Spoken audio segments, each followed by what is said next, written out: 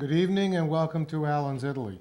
Tonight is part 3 of the series that I've been doing on the Palazzo Bembo. We have some more interviews with actually gallery talks by some of the artists that were at the exhibition, so that should be really good. I'd like to get to that soon because we have a lot of material to cover. So let's go right to this. We are once again competing with a flamenco dancer who is practicing next door, so you'll have the added treat of listening to Italian music and also flamenco dancing. Anyway, this is number 72, which is part 3 of the Palazzo Bembo series that I did. And of course, we did part 2 weeks ago, the last live show we did, which was show number 71. And of course, show number 70 was part 1. And a word about this show. This show was on YouTube, and then we took a very close look at it and realized that we could do a better job. So we decided to suspend the viewing on YouTube for a while we got together a new show, which we're going to probably be taping next week. And then it'll go back on YouTube and you'll be able to see it. I think it'll be much better. It does a really much better job on the gallery talks, the gallery talk by Sam Jinks.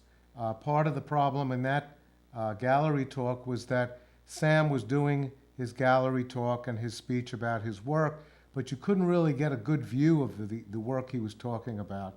And we found a way of improving on that, which we're going to do probably on Thursday.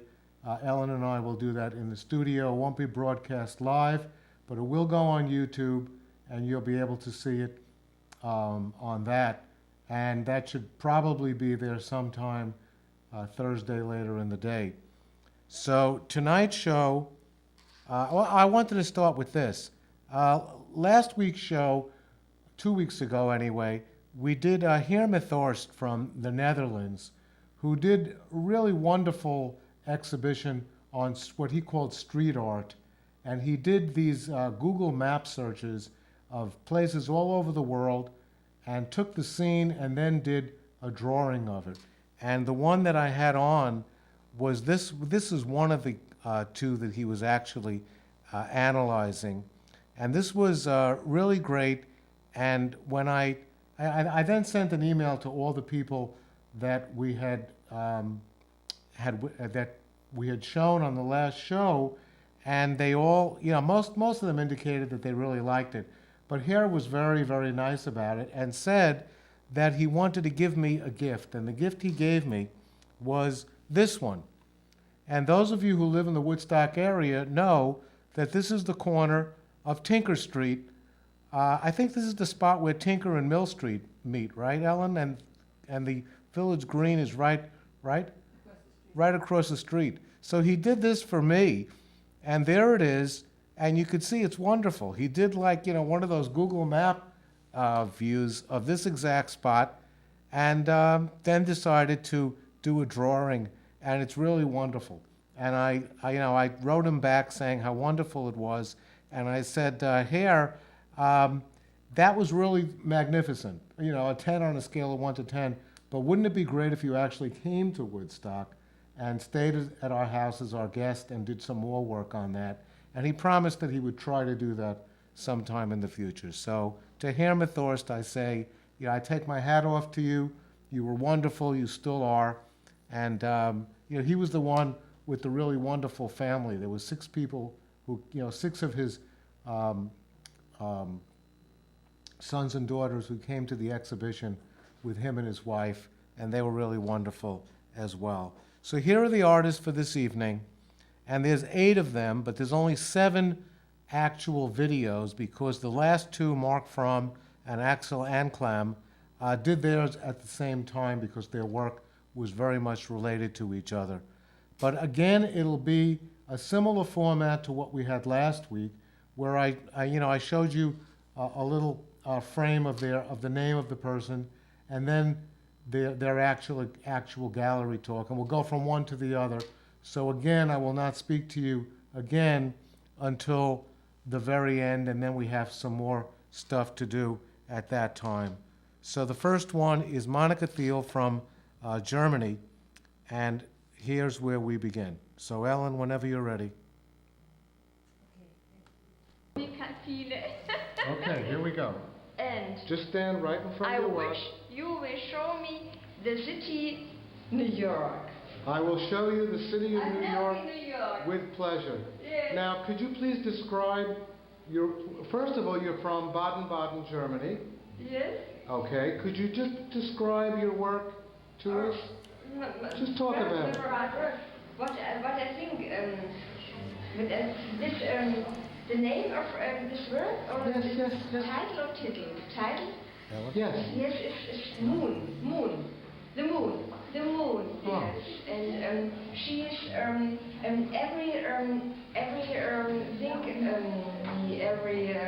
what she is thinking. It's so heavy, and always she has in her head, and she is asking. She's asking the people, please help me. And she showed this with her fingers. Help me. I'm so alone. Yes. That's what I want to express in this picture. And I like very much the literature. Yes. And I read many books. And then there was there was a story about the moon, and it belongs to my thoughts. And then I would to take the name moon to my work. Beautiful. Can you tell us the material that you used? The material, I'm stitching with yarn and needle, and the material is stoff, organza, yes. Organza, yes. And I have to use organza because of the light. My work needs the light. Yes. The light. And the color of the yarn will be mixed the right color what I want. Mm-hmm. But it's only possible with light in the behind the. Yes, the light is coming from behind. Yes. Very beautiful work. Your work is very, very beautiful.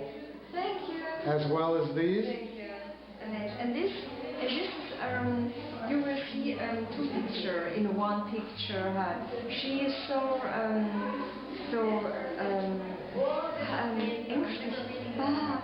She very anxious. Yeah, anxious. Yes. Right. Yes, She looks like she's very upset about something. Yes. And over her head you see eggs. Some eggs.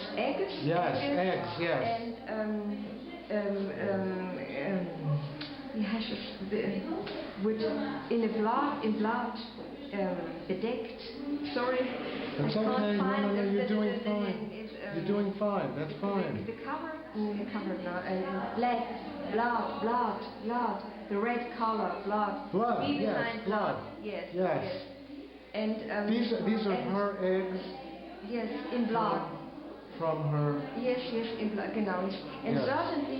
certainly, everything will change in the crate, in the good time. Everything will be good.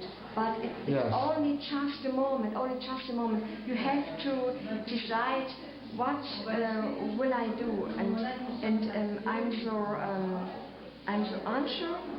I'm so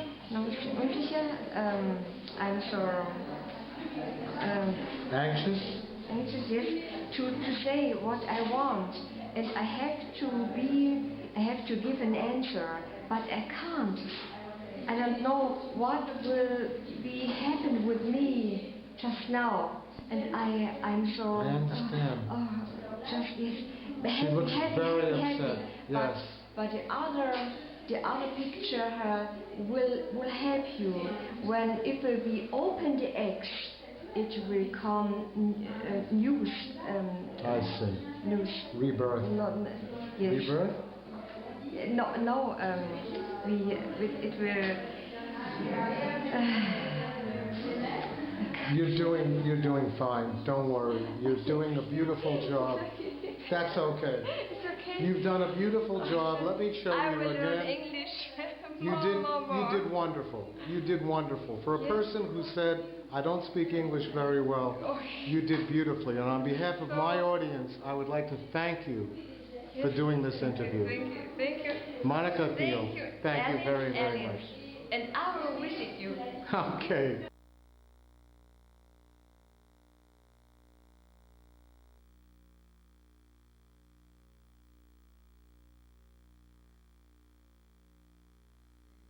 Okay, so what I want to say is that something I said the last time, and that was that, number one, there was a lot of noise in the exhibition. It was impossible to get everybody who was coming to the exhibition to stop talking, you know, and there was always a lot of noise. Also, you know, a lot of these people are from all over the world and they don't speak English perfectly. So you really have to, you know, listen carefully and try to catch what they say. Okay, so the next one is Peter Simon Mulhauber, and here we go with his 2 interviews.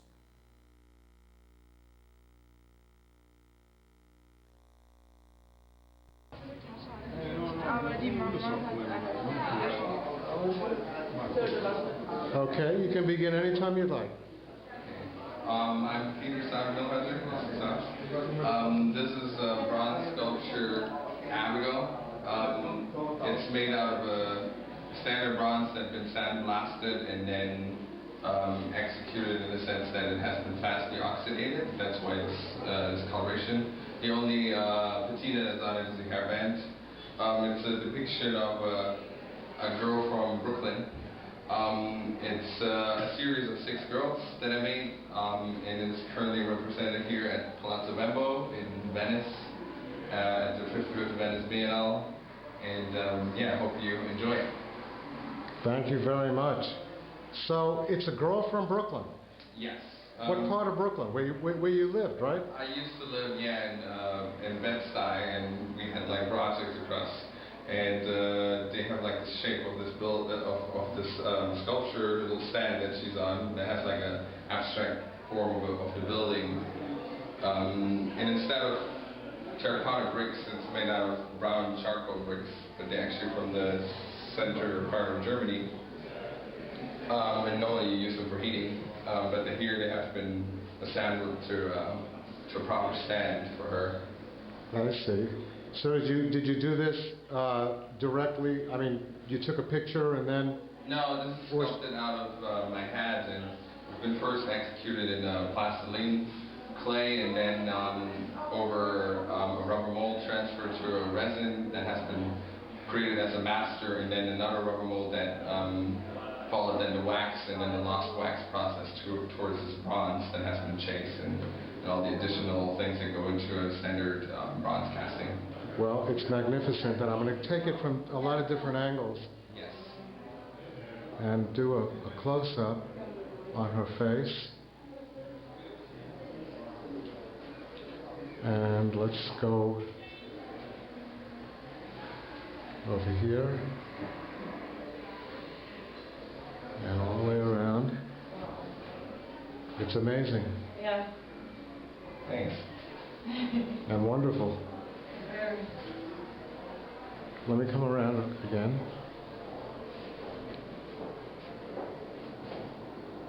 I hope I don't trip over anything going backwards. Okay, Peter, thank you very much. You're welcome.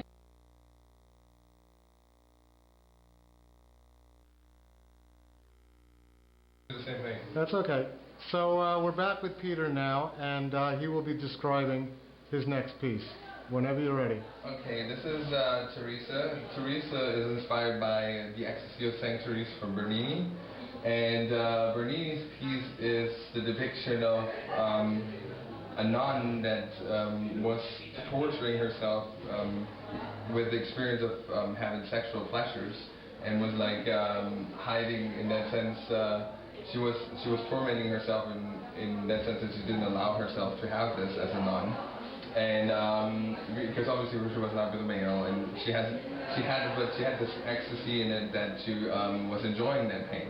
And a different depiction of this is like Teresa here is in the form of a young girl about maybe sexual or spiritual experience, and bond in this harness, what's called a happy harness, out of the bondage section. And she's just depicted and suspended on 3 ropes, what could be like also read as a religious theme, but really it's open up to the viewer to take that further, take that in any given direction. But that was kind of my personal starting point, and it led to what it is now visually. It's great. It's another great piece. And I'm going to once again go around, if I may, with a close-up right on the face.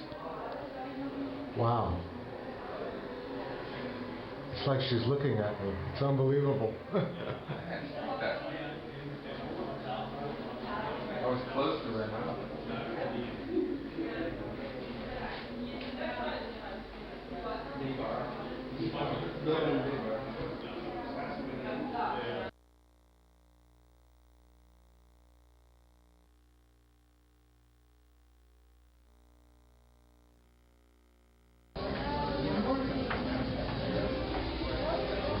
Okay, begin.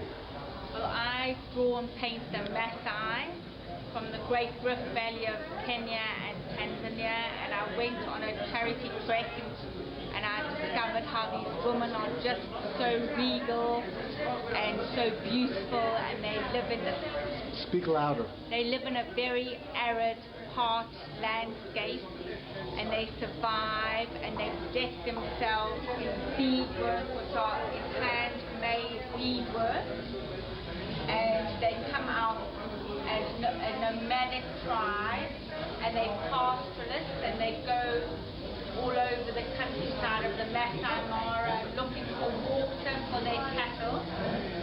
And when I came across these women looking so beautiful, I thought they needed to be celebrated. And then the base is screen-printed, hand-made necklaces in Japanese paper with the imprint of my grandmother's lace. Because in the Victorian times, women used lace as a method of kind of elevating themselves and showing themselves to be ornate. And it's very fragile. And these women use beads. And their lives are also very fragile, affected by global warming and by the change in the economic environment. Therefore, I felt that they needed to be made as mirrors of the soul to show how they too can celebrate life. Would you like to go to another piece and describe it? Thank you. This lady is a very old lady. She was 98, and she was walking with her granddaughter carrying water for 25 kilometers to bring water to their cattle. And then over behind you, I've also done... Let me go behind me now. Excuse me.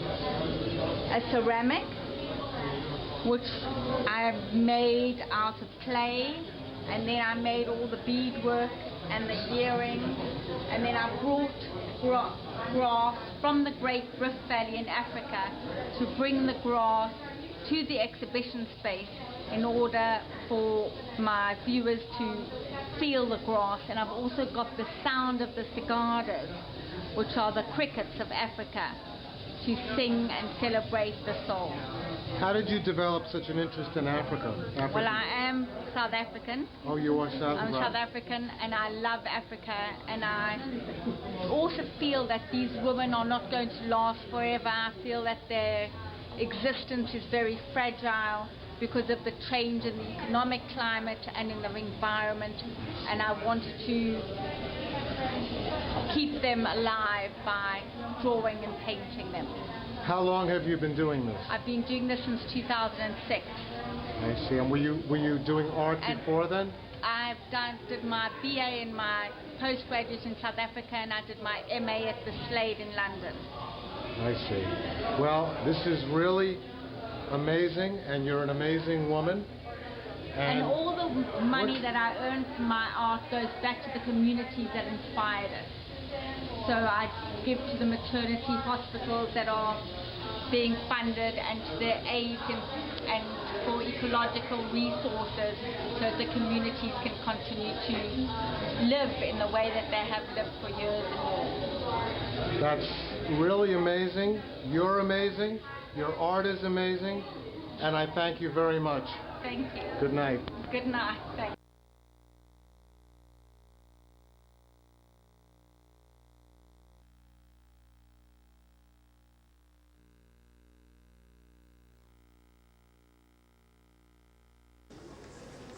Okay. Give me the finger when you're ready. Laura and I were having dinner maybe 1,000 yards away, and we walked past this spot, and serendipitously we came upon David Goldenberg, who happens to be appearing at the Palazzo Bembo in Personal Structures. David, thank you for your time. Now, could you please tell us what this project is? Okay. People will be walking past, but that's the way it is. Laura, you come closer. Okay. Give people access to come. Okay, we're staging an event tonight called In Search of Post-Autonomy, which is part 2 of the transformation of art. And this is a complement to the installation that we built inside the Palazzo Bembo Personal Structures. And I'm working tonight with the larger group who's involved in the project, the Post-Autonomy Group. Okay. So what we're doing is a project looking at the narrative that's generated by a term we've been interested in for the last 10 years called post-autonomy. Post-autonomy developed by various theorists during the 1990s. And what is of interest to me is the description they made about the end of a particular trajectory of art, i.e. whatever we understand by contemporary art or modernism. But what that leads to is a real possibility of change. So we're looking at this end point or end of this trajectory as a starting point for another process. And this starting point or process we'll call the transformation of art. And that then in turn leads to what we also define as a new space for art, along with the reinvention of art. So the process, the performance we're staging tonight is literally taking this idea of the loss of art or the collapse of art as a literal fact. Okay? What happens when something as profound and as important as art and in turn thinking and language is lost? How do you deal with it? How do you navigate this huge problem? So what we decided to do is literally try and experience that in a performance. How do we navigate this loss? How do we find orientation? How do we find a language within non-language and non-thinking to develop a thread out of this condition to possibly re-inhabit this new space? So this is the beginning. I'm interested in the new space. What is this new space going to actually be? Or is that the question? That's the question. That's the question. I asked the right question. Yeah, quite. And one of the key things we're looking at in the project is something called participating cultures, which decenters culture away from the current centres. And we're linking up with cultures who are no longer interested in modernism, because a lot of these cultures have never experienced modernism, nor are they interested in the tradition they've come from. They're in the process of formulating a new framework for their culture. Is this all cultures throughout the world, No, or particular no, cultures? particular cultures. And where are these cultures located? Well, we're looking at two places at the moment. Because I have a thought in my mind of where you think. Go ahead, tell me. We're in discussion with Baku, Azerbaijan, and we're also in discussion with Izmir in Turkey. This is just the beginning. So Turkey and Azerbaijan. Yeah. And but you have no idea what this looks like? I mean, No. yeah. You see, I'm a mathematician, All right. so I like to know where the end is. Yeah. Mathematicians always seem to go from point A to point B, Yeah. and if we don't know where point B is, we get very nervous. No, sure. So I need to kind of know where point B is. You have no idea where this is gonna. Take a wild guess. You must We have could be some nervous. inkling as to where this is going to wind up. Well,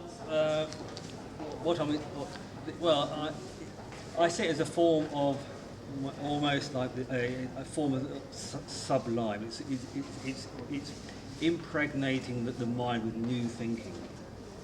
You know, it's filling the mind, or the imagination, with new thinking and imagery. So that's the first process I'm interested in. What this new space is, has to, as far as I'm concerned, has to be in collaboration or participation with other cultures. Primarily in order to relocate or break down the existing power bases and structures.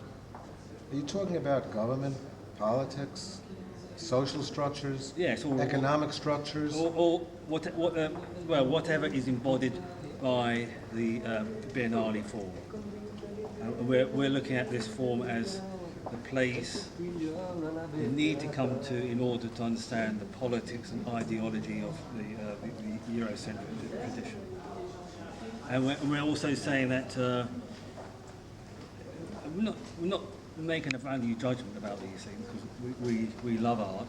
But the point is, we're also saying that these existing forms and the existing language, almost like the limits of how we understand art, they're also now becoming barriers to further thinking and development. Okay, but when I'm not an artist, Right. but I've developed an appreciation of contemporary art. Yeah. And when I look at the exhibitions in the Palazzo Bembo, Yeah.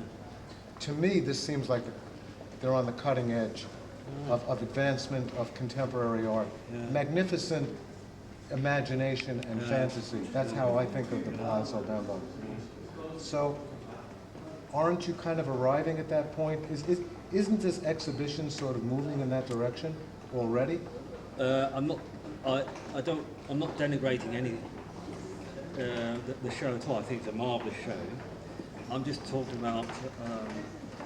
No, what I mean though is, hasn't the route kind of been laid out for you to sort of follow down, continue going down that route? Maybe that's a good point.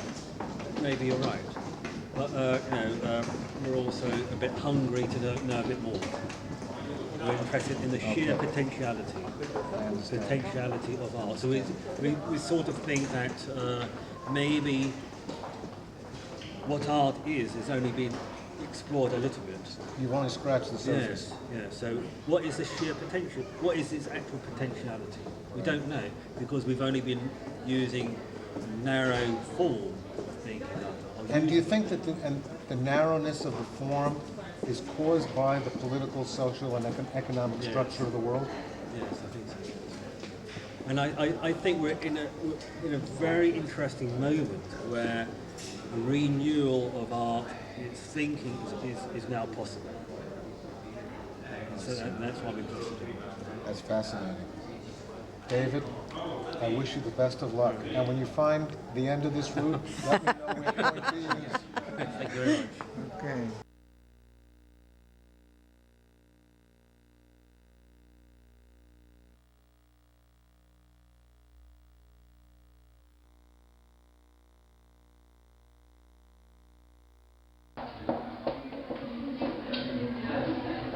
Okay, we're here to interview Chris Fraser.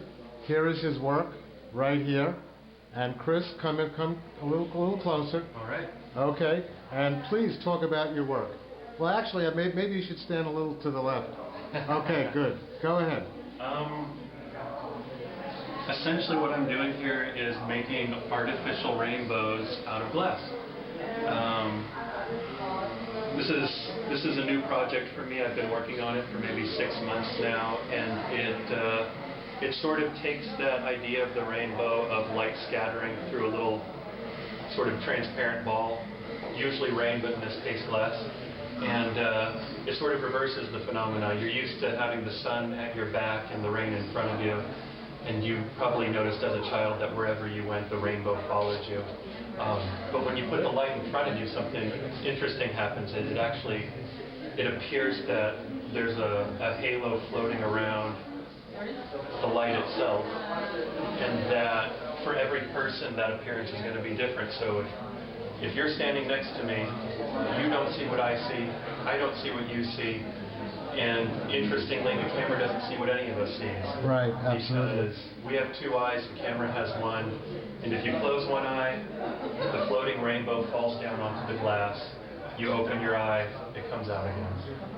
Even as you just put your hand forward, it looks strange going in there and coming out almost.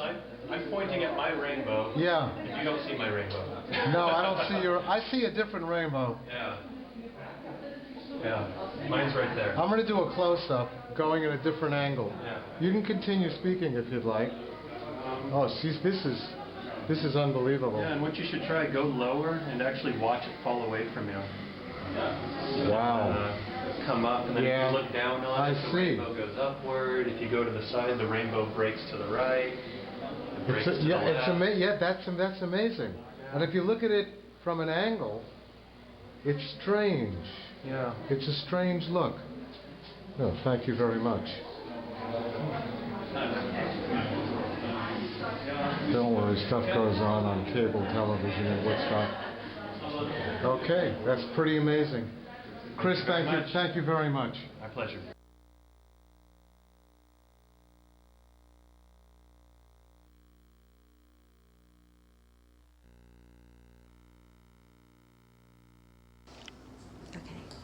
Alan's Italy is here with Chen at the Palazzo Bembo. Chen, yeah, nice to meet you. Yeah, thank it's you. It's a pleasure to see your work. It's beautiful. Thanks. And we would be very honored if you would explain your work to my audience. Yeah.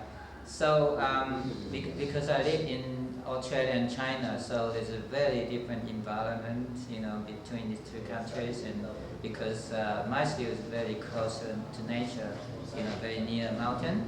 So I go to have a walk every day before I go to the studio, but because I see so many things in mountain, like beautiful flowers, like birds, animals, and I sort of think when I go back to China, in the big cities, there's nothing like that. You're never gonna find such a beautiful thing in nature. So I came to realize that we have lost so much as a society growing. So I sort of tried to put human figure back to the nature. So and then I have studied all cultures and in the primitive times, and I studied the arts. So I found very interesting. All the early human, they all relate to animals, so I just sort of, so in my work I try to create animals and also put them together with human figures and blend them into landscape, with all these elements of landscape such as light and storm or everything, the power in landscape. So I just try to blend everything in, but but as a result, they're not as obvious as where the contents are intended to do. So but you can still sort of feel that the certain figurative elements are quite familiar. We can see in the reality. But what I really want to do is to blend them together, and especially when I created my own animals, as what early people did, and they sort of became a different world altogether. Although it's sort of we still can, from life experience, you can still feel something familiar, but all of a sudden they are they disappear into and become a different world. So so in my painting, there's not such thing as a subject or background, but they're all subjects. So for instance, this one's got a beautiful rainbow went across, and then there's an animal sort of jumping. You can actually see there's a squiggling on the animal face, and then there's a figure sort of try to run across, but just squiggle with the eyes and maybe a little bit skin colors and so on. So just try to blend everything into the painting, so that be able to present a reality which is very different from what we can see. But again, is somehow relate to, and we are still familiar. You can sort of feel it somehow we're familiar with. But again, it's another reality. So. That's wonderful. Thank you very much. Thank you. That was wonderful. Yeah, thank you. Congratulations. Thank you. And thank you for the books. You're welcome. Okay.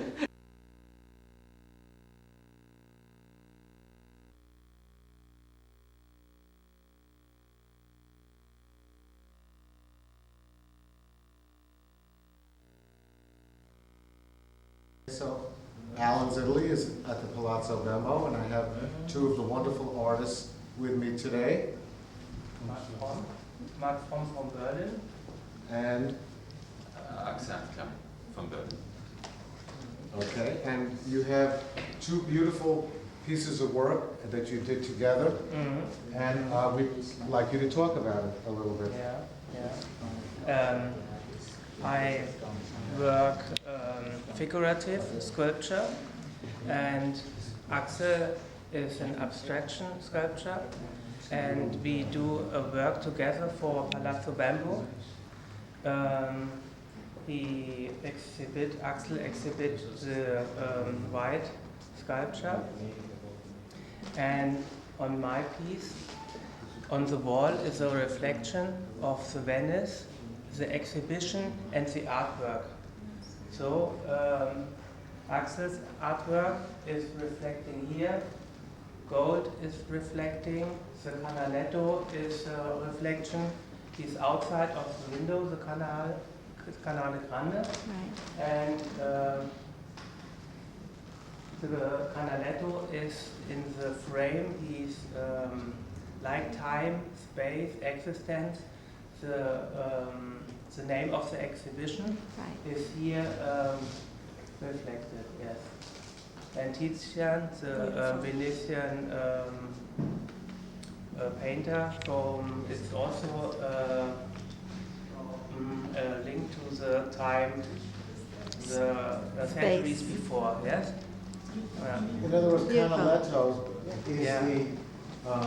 is the landscape, and Titian is the woman lying, so you combine those two elements. Yes, I guess I combine the artwork, the room, and Canaletto, and it comes together here in this artwork, yes. Very beautiful. Can I ask just what it's made of? Is that like a wood panel? I see, is that a relief? Yes, this is a relief. This is a very traditional handcraft work. It's lime wood, and this is polyment, gold leaves. Beautiful. Yeah, this is the traditional work, and I find with a traditional technique and the traditional images find contemporary relation. Yeah? Very good. Magnificent. Excellent. Thank you. Would you like to add something to that? Ich verstehe zwar das, was heißt you add something today? Was heißt das, was sagen wir? Ganz kurz. Ob du auch was sagen? Ach so, ob ich was sagen kann. Ja. Ja, you do. Okay, go ahead. That's my work. You see, it's similar, the opposite to Mark From's work. Yes, it is basically of music. All and around here from Venice is music. You can hear that. Yes, yes. And that is the transforms from music, from tones, and language, also in this reels, yes, the tones. Yes. And I made a sculpture from those tones. Yeah, that is fiberglass. It's very dim. Oh, beautiful. And the light is, wie sagt man, playing with my sculpture and with the music. For my little English, this is enough. I You're hope so. doing very, very well. Okay. Excellent. Thank you very much. Thank you. Thank you for your time. I appreciate it.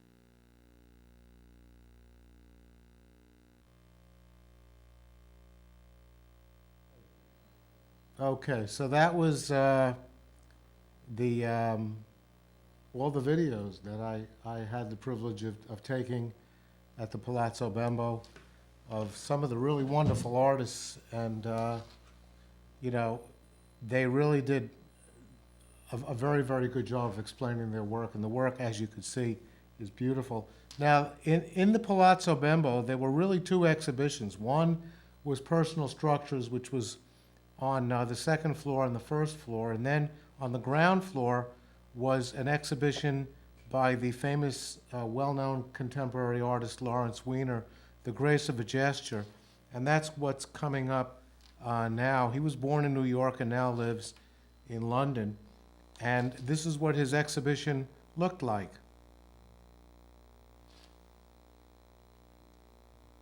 These are some still pictures that we took. He was not at the exhibition, and of course we could not do an interview with him. But this is what his work looked like. And it's a bit enigmatic, to me anyway.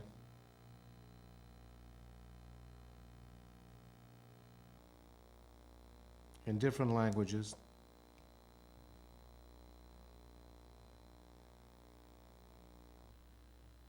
Okay, and then of course there was an incredible exhibition by Yoko Ono, and this was on the first floor of the exhibition, and I have to read this to you because this is really what it's all about. And if you can't, you know, you can read it on your screens, but I'm going to read it out loud. Women of all ages from all countries of the world, you are invited to send a testament of harm done to you by men for being a woman. Write your testament in your own language, in your own words, and write however openly you wish.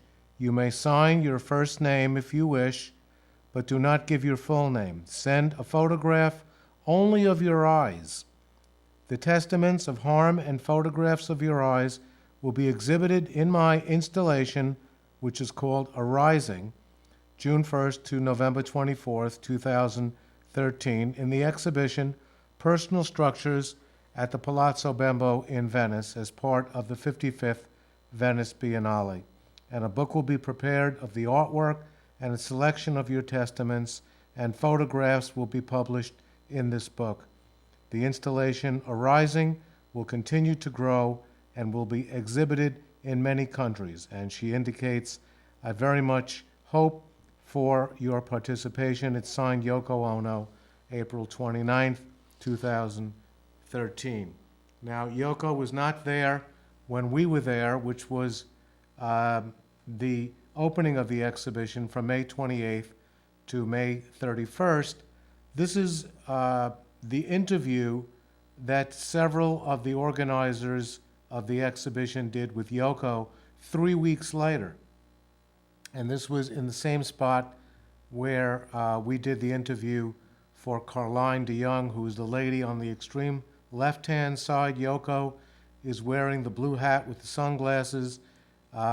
Sarah Gold is right next to her, and there are two other of the participants in the organizers in the exhibition. So this was a press conference that she was doing. And this is what the work looked like, and it was really very extraordinary. It was in an entire room, and the first thing you see are a pile of bodies, and I guess these are not real bodies, but they represented the bodies of women, and they're being burnt, as you could see. And then those bodies were taken and put into the exhibition, and that's what they look like there. That's the table that people came to and wrote their own particular stories, and then Yoko would give them a little gift. These are some of the statements by women, as you could see, as they followed the instructions of Yoko. There are the pictures of their eyes and their names and all of their statements about their various stories of abuse by men during the course of their lives.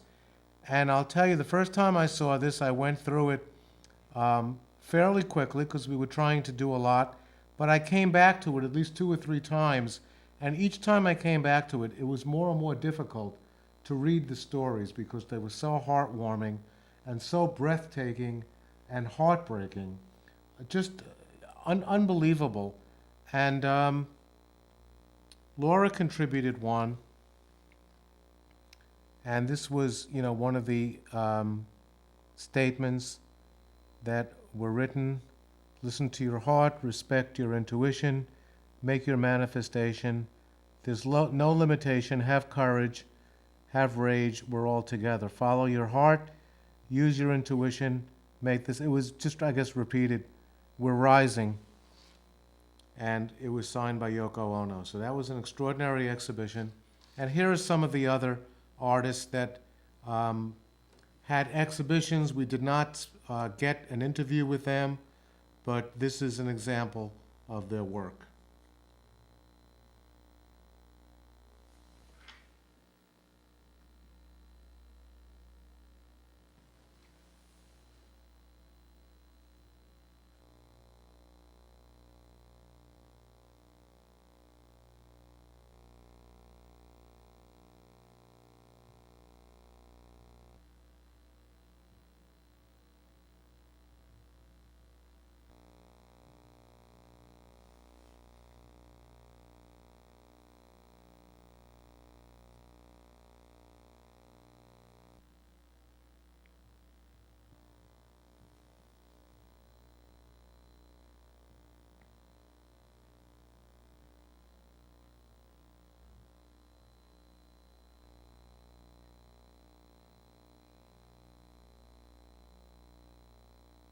The fellow in the middle you may recognize is Rudy Giuliani.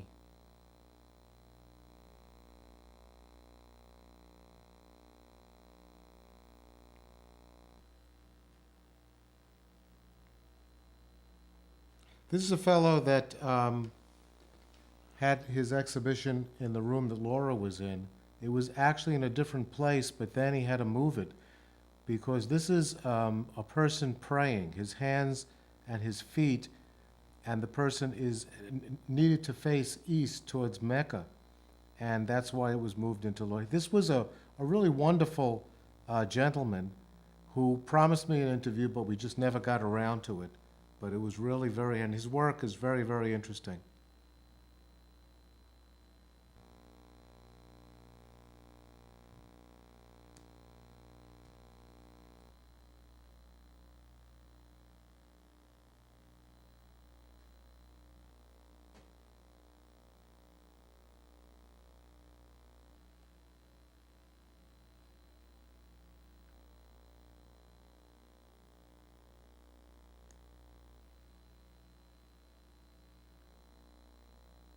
This was in the main hall. As you walked into the Palazzo, and if you turned slightly to your left, this is what there was of Carol Furman. She also had a piece in the regular part of the Biennale, at the Giardini area.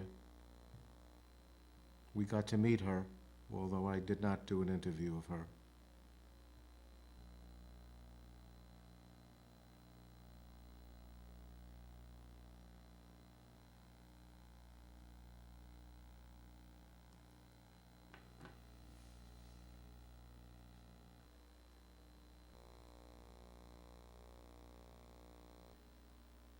And of course, Laura's work from our own town of Woodstock, New York, and that is the triptych that she created for this exhibition. And it's still hanging there, and it will continue to do so until November 24th. My thanks to all the artists who participated in the interviews. I think they all did a wonderful job of explaining their work. And that brings us to the close. My next show is going to deviate from interviews for a while, and I'm going to be talking a little more about our actual experience of traveling around Venice. We were in Venice for longer than I've ever been in my life. I was there for 7 days, which gave us a chance to really visit a lot of different places, and I will bring that to you starting next week. So my next show will be the neighborhoods of Venice, and I cover all the various places that we visited while we were there. So that brings us back to the beginning, and thank you very much for watching this evening. I hope you enjoyed not only this, but all three of the parts of the Palazzo Bembo exhibition in the 55th Venice Biennale. And until next week, buonanotte e buona fortuna.